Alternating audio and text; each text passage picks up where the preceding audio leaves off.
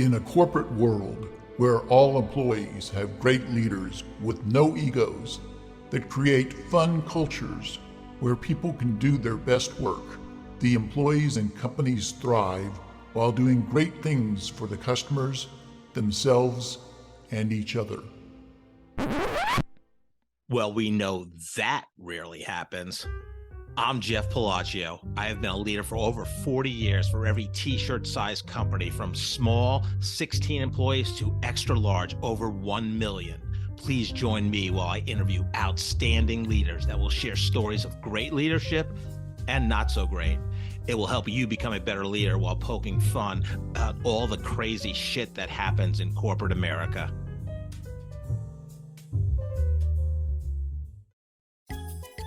Your financial future begins with a simple question: where do you want to be?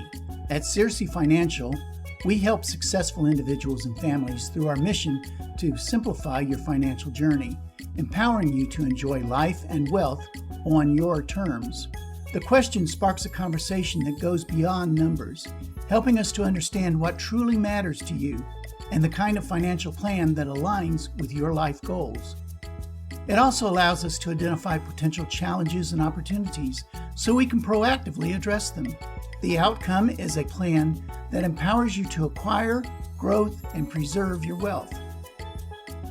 If you would like to sign up for updates on Marc's all-for-one book, including the release date, or to sign up for the Searcy Financial Wealth Matters email newsletter, visit the links in the episode description. Welcome to a special edition of the Corporate Couch. These episodes will be more of a love seat that focuses on one topic and will run 15 to 30 minutes. For each special edition episode, you will hear from one or more outstanding leaders sharing their expertise on the most important challenges in corporate America today. Marc, welcome to our second episode of the It's 5 o'clock Somewhere special edition. I love the outfit today. Yeah, checking in today. Got the glasses. It's finally warm out. I think it's going to hit maybe 70 this week. I'm excited. Yeah, we're recording here the last day of March 31st, 2025. We decided to go Hawaiian casual shirts for this episode. We're going to eventually be moving in various restaurant establishments across the Kansas City area. And the fun story behind my shirt, if you can't see it, it's nice. Got bartending. I spent a little bit of extra money on for the Worthy pop-up bar for New House Shelter that I think $25 of overnighting the shirt to me to wear at the event. Got it here in 3 weeks. So we did not wear it at the event. So Derek Miller, I have a medium for you, and we can wear it some other time because they have not responded to my request to return the shirts. So there you go. But it looks good. I'll wear it a lot. Yeah. Well, this is a monumental event too. When I first launched the podcast in January 2023, I was audio only, and the last probably 4 or 5 months I've been doing short video clips to promote the episode. So I'm actually recording on the first episode ever on a couch. So this is the official corporate couch. So yeah, no stains. It looks like a nice couch. It's kind of hidden back there, but it's corporate. It's corporate. It's good. Corporate, no stains. Unless it was a 1960 ad agency couch, then there'd be a lot of stains on there, booze and other things. But anyhow, the format of our It's a 5 o'clock Somewhere episodes are just Marc and I get together, for happy hour. We just try to solve each other's problems, ask for advice, see what other people we can help, and always, talk about what's new in our lives. So this is kind of the format of these episodes, these monthly episodes. So we were kind enough to be invited by Michael Amarino to the the Hellsberg Entrepreneurial Mentorship Program, first ever Super Connector lunch. So I guess Marc and I and a few others, about 20 of us were identified as Super Connectors. I thought it was a fabulous event. Really, Hemp wants to get the message out in terms of how they help companies. I want to say it's 3 million in revenue to 100 million or something like that. But anyhow, Marc, what did you think of the lunch last week? It's good to see familiar faces, saw a lot of friends, realized there's a lot of new people to meet. Also, I am not the youngest one in the room anymore. So that's kind of interesting. There's a lot of these young up and coming people that do qualify for hemp mentees with businesses that are making significant money. And even the ones that don't own businesses, if they want to be aware of the program, there's a lot of young people in Kansas City now doing really well and creating some new ideas and businesses that are going to go far. So I had a good time there. It's funny because there was really no agenda other than to remind everybody there what hemp is. And then the introductions. I mean, what would you say? There's 40 people there. That took the whole hour, like with a lot of A-type people telling people who they are, what they do, and who they knew, and everybody around the room. That was kind of fun and interesting too. Yeah, no, it was you introduced me to Jim Erickson, who was there. Jim's great, and Scott Havens was there, and Michael Got Mackey. Confused as his brother, I think. I think of the one of the guys that confused him for his brother. Yeah. Scott Havens. Yep. Yeah, his brother Matt. I guess that was funny. Yeah, Nick Giuliani. Yeah, it was a good group. Jenna Scott. Yeah, it was a great group of people. Yeah, I mean, it's just, they want to get the word out about hemp, and in the podcast description, I'll include a link to that so people can get more information if they want. And I'm still interested in doing it someday. It's not a matter of if. For me, it's probably when. Yeah. It's got to be decision makers in business, which I'm one of a few in my company, and the people I know that have taken it or have been involved, it's 3 years. Centurions I did, it was 2 years. It's all true. It flies by. A lot changes in a business. One stat they shared that I thought was kind of interesting was everybody that's been through the program, I want to say that the revenue increase was 43% average over those 3 years of which the person participated in hemp. And I think it's great that Barnett Hellsberg's still involved. We saw the video of him. He wasn't there at the luncheon, but I've been at that similar luncheon before, and he was there, and he always has really good advice tying in Ewing Kauffman and the history of mentorship in Kansas City. Mark, I know I've asked you this question several times, at least when we've gotten together, and I think it'd be helpful if you share and we kind of give our opinion. But we've always had this quandary. We always like to help as many people as we can, right? And if you that means new people. You're going to get introduced to somebody else that's not in your kind of, that people Do you have a criteria to say, I'm going to meet with this person or not meet with them? Because, I mean, obviously your time is valuable, but you want to help. So there's that trade-off of my time versus, finding out about another person to see how I can help them. I've learned over the years to start respecting my time a little bit better and be as efficient with it as possible. Some advice I've been given, but I haven't taken is, initial meetings, make them, a 15-minute Zoom call or phone call. And I'm a little less interested in that. I'm a relationship person, so I believe in like getting to know their business, how they can help, what they do, and then who they are as a real person. And that does not happen on a 15-minute Zoom call. So at least for now, I'm yes to everything. It just might get pushed out a month when the first availability comes, which for now I'm fine with. So that's more important with me to make the time and meet with them in person than other things. But what I am doing to be able to say yes to everything is the scalability of being able to make efficient scheduling happen. I mean, we can go into the change of moving from a Salesforce calendar to an Outlook calendar and then overlaying Calendly for me has been a game changer in terms of I'm not sending 4 reminder emails at 4:50 before I log out every day. And then it just streamlined it, and 8 emails back and forth to trade on getting something confirmed and then something changes.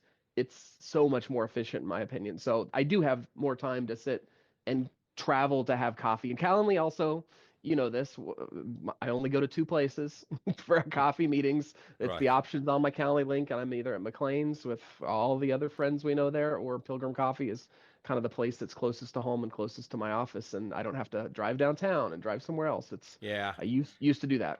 Yeah, and I was going to bring up Calendly because I finally converted to it, and I'm going to say 3 years ago, and it was life changing. Just like you said, eliminates the back and forth. I have I have more locations. I just feel that if you're from Liberty, it's and you want to come to Overland Park, I guess you can force that.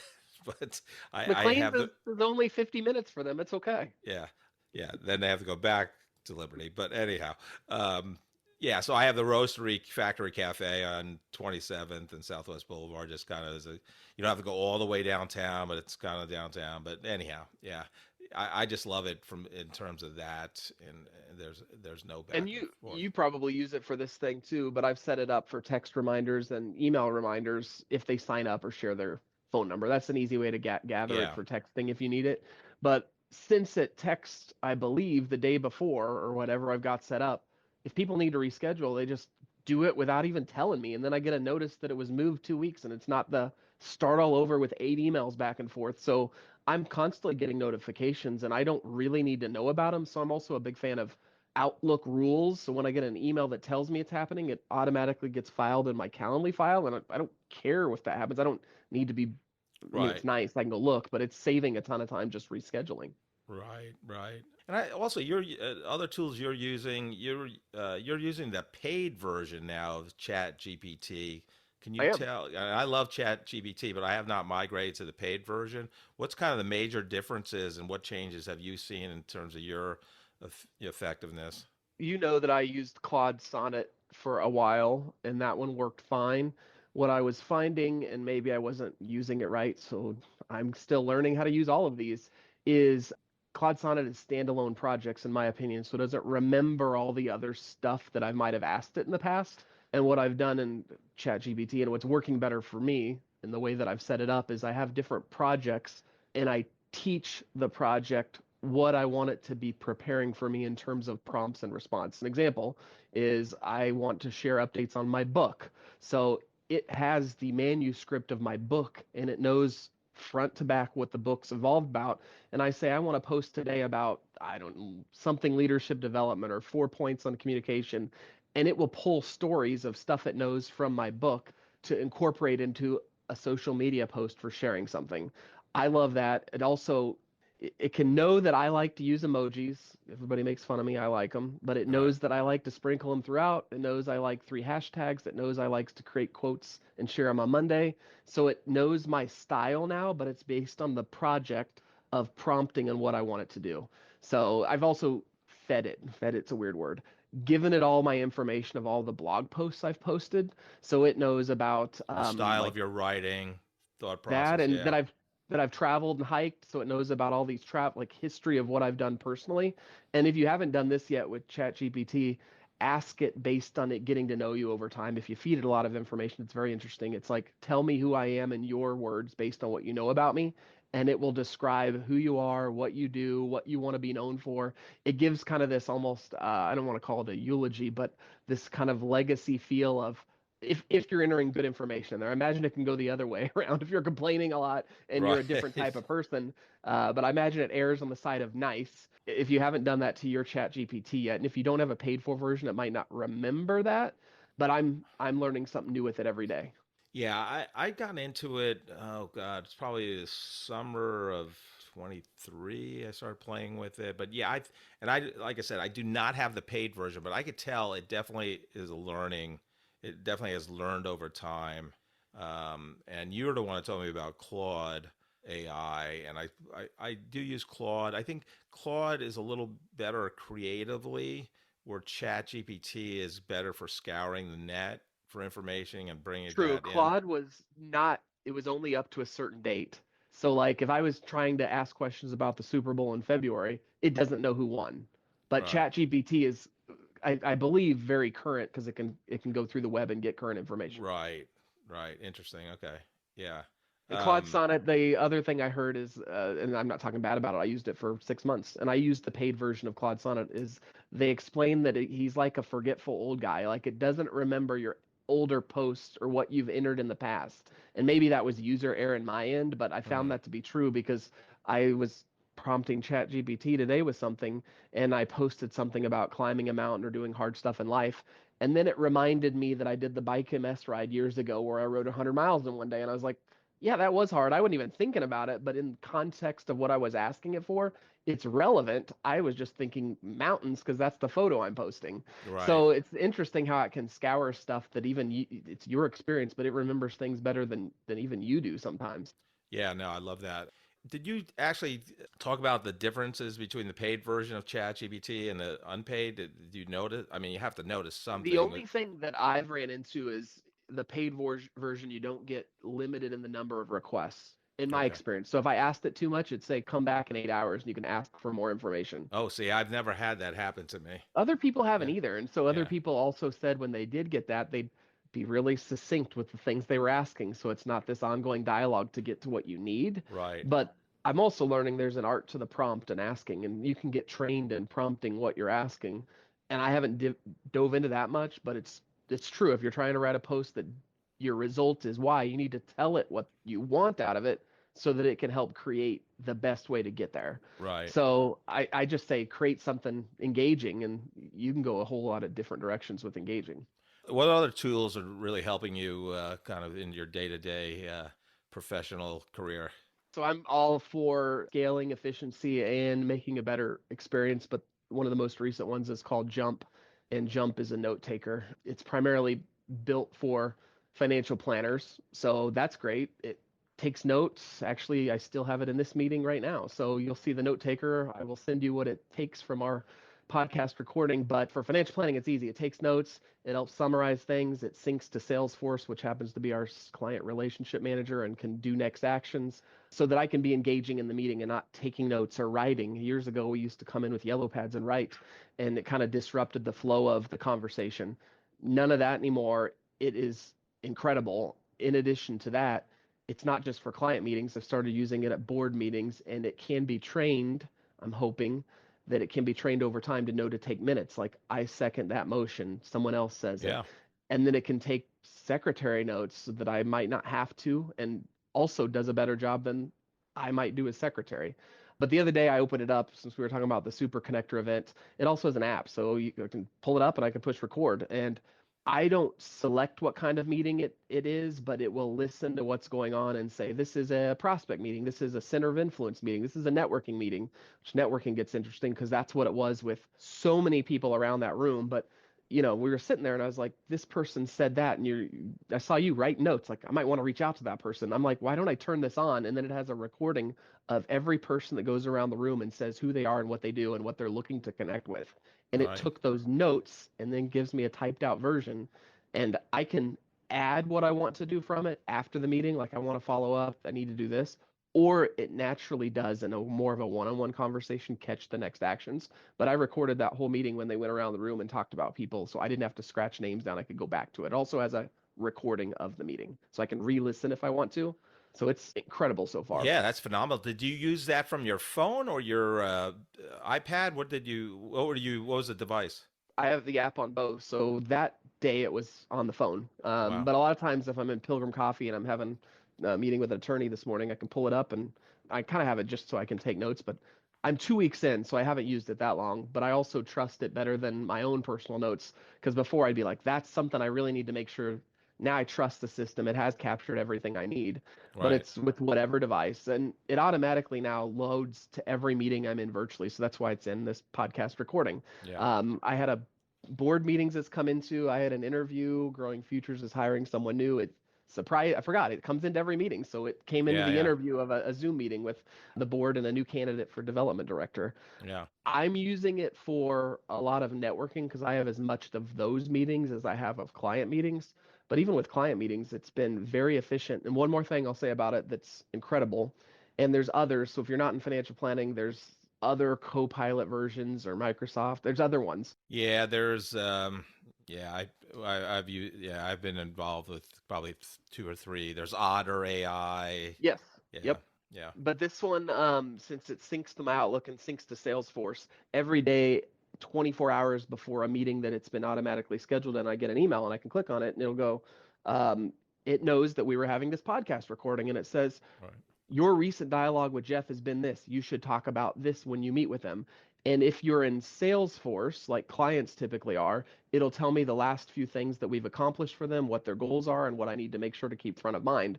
Not to replace my team preparing meeting agendas, but maybe it will in the future, or it makes on-the-fly type meetings where it's not the formal agenda when I sit down with people very usable in terms of looking at it 5 minutes before the call and being very prepared for stuff that you might otherwise forget because you're working with so many people.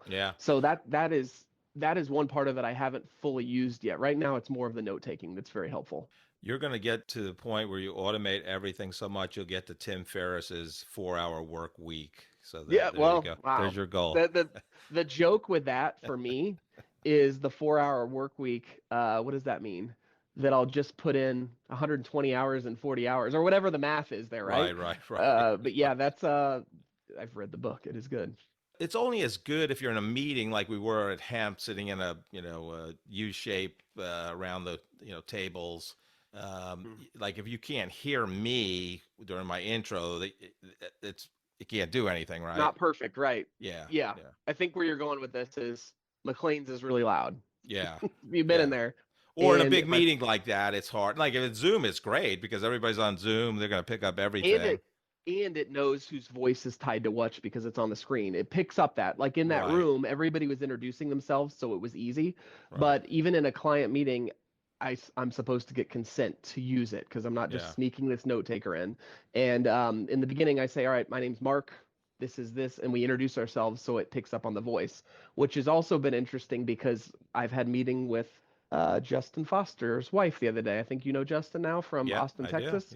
His wife is French, but from Guatemala. So very interesting accent. Born in French, grew up in Wow, Guatemala. wow. I'm curious if Jump could pick up on the dialect in terms of Right. asking it where are they from afterwards, because you can Yeah, ask it questions. And one more thing about Jump that's incredible that Justin's wife Virginia loved is it picks up on tones and voice. So in client meetings, it's very helpful because it will say the client was really nervous when you talked about this. yeah. You need to reinforce how to follow up or make them feel better. It also says they were very excited about this, like Wow. celebrating debt freedom. And it's like, well, yeah, that is exciting.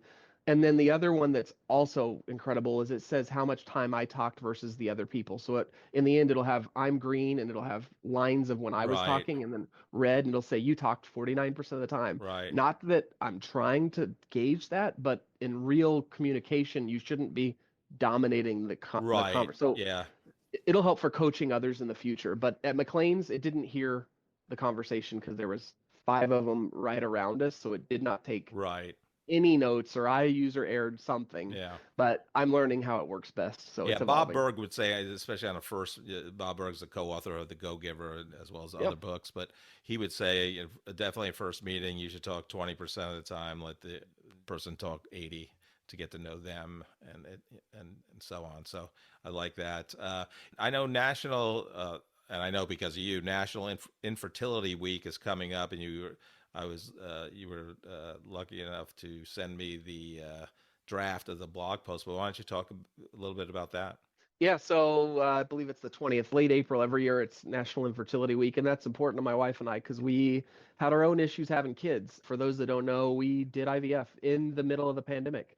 So I'm very open about it. My wife, Bridget, is very open about it. We're happy to connect with other people, but the blog is just kind of an open letter about it was my problem, not my wife's. So, and I think 40 to 50%, there's some stat in there that it's typically the men's problem. And we went to do our review of how it was going to work in February of 2020, expecting to go back in April of 2020 to start the IVF process. We did it out of state at Colorado Center for Reproductive Medicine, which was incredible. My unique issue required some specialty, but when we were there in February, the world was starting to close, right? Yeah. And then March, Big 12 tournament time in March of Yeah, they 2020, canceled the and tournament. we canceled our IVF journey. And it wasn't until a year later that we said this isn't going away, that I believe it was 2021 then, we were in Denver, Lone Tree, South Denver, for 33 days, 3 different times to do 3 retrievals. And if you don't know what that is, it's a process that the woman goes through that is not particularly easy, let alone being out of state without family support. It produced for us doing and the reason I know 33 days is as a financial planner, you can write off health expenses above certain amounts of AGI. So I, of course, documented everything. I know what we spent to the T. Yeah. I know what we wrote off. But 3 retrievals resulted in 3 embryos, and we now have 2 wonderful kids. Oddly enough, this just a fun fact from fertility is you can find out or choose which embryo you're putting in, meaning a boy or a girl. We did not do that. We said put in the healthiest one, and it was Grant. So someday we'll tell, Emily that she wasn't the healthiest embryo, which is my daughter. Well, yeah, and now then, it's going to be public when we Yep, publish the it's good. podcast. Now Emily will strive to be better. It's the sibling rivalry.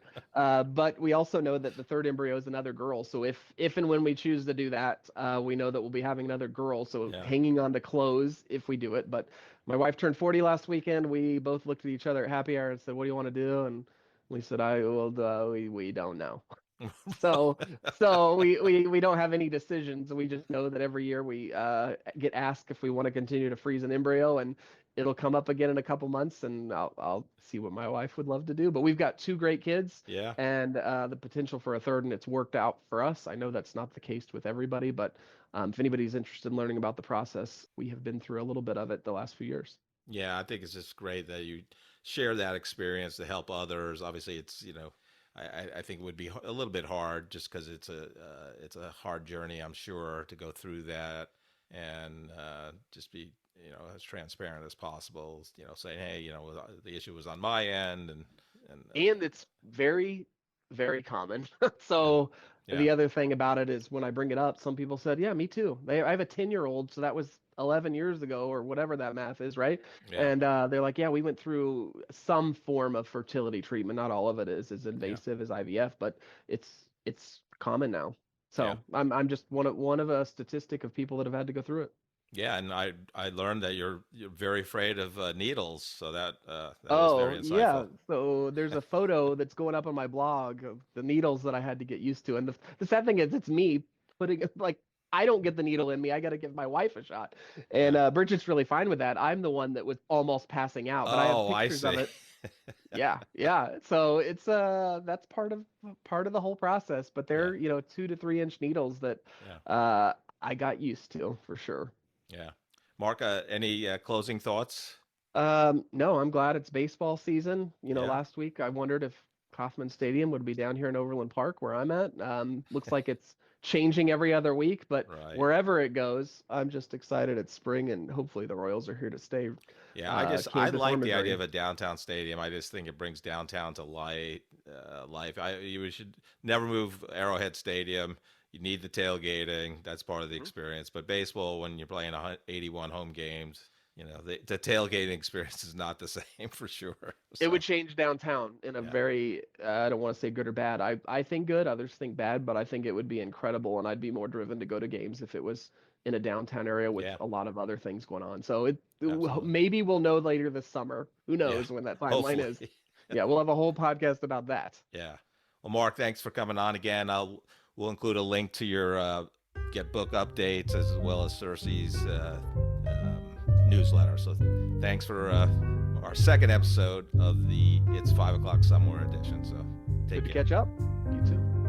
Thank you for listening to this special edition of The Corporate Couch. If you enjoyed the episode, I would love for you to take 2 minutes out of your day to rate us 5 stars and write a review. Please join me weekly where I interview great leaders that share their career journey and their leadership wisdom.